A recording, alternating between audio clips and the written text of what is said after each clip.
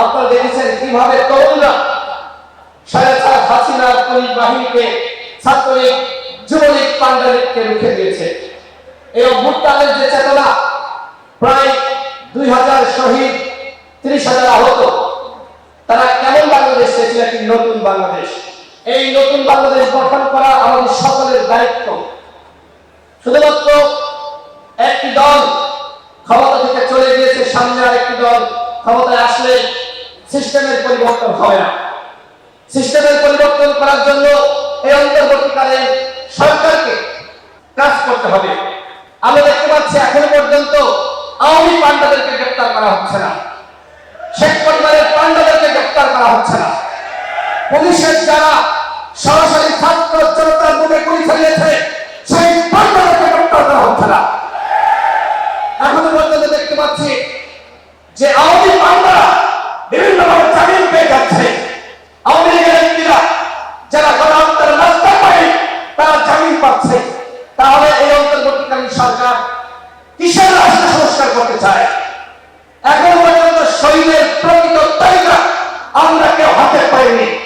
এখনো পর্যন্ত কতজন ভার আহত হয়েছে সেই সঠিক তালিকা বিগত 5 মাসে এই অন্তর্বর্তীকালীন সরকার তৈরি করতে পারে নাই।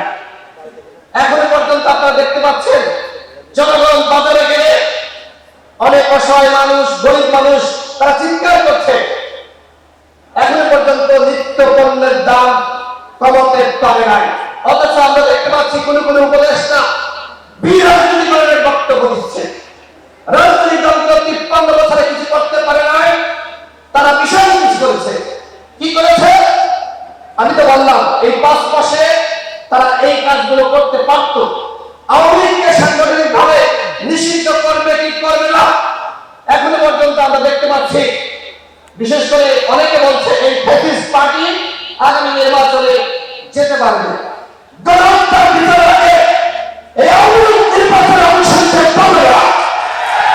যদি আওয়ামী লীগকে গণহত্যার বিচারে নির্বাচনে অংশ নেওয়ার সুযোগ দেওয়া হয়, তাহলে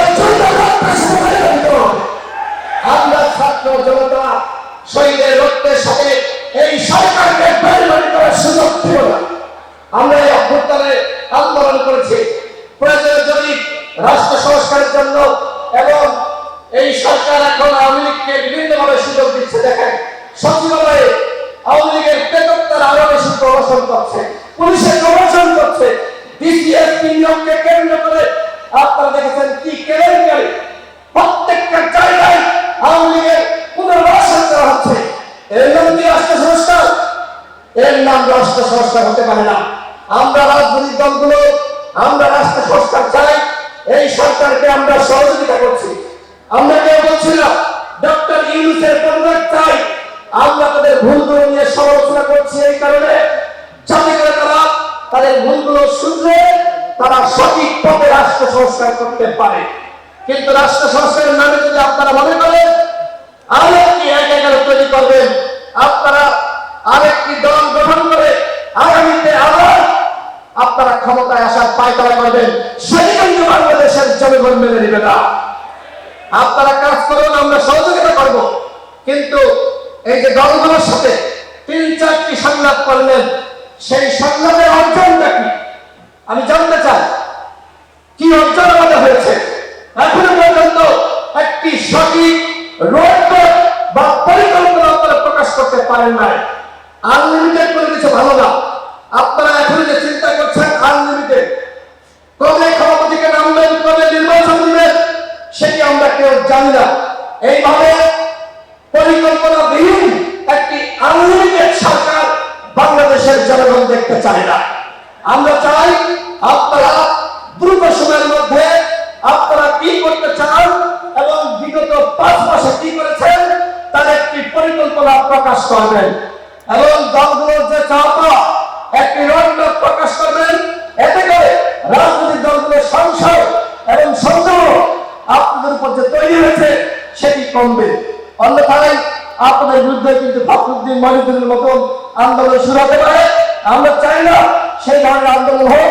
তার আগে সকল দলকে সাথে নিয়ে এবং যারা গণ অভ্যুত্থানে ভূমিকা রেখেছে সকল স্টেক হোল্ডারকে সাথে নিয়ে মাধ্যমে আপনারা রোডম্যাপ প্রকাশ করুন।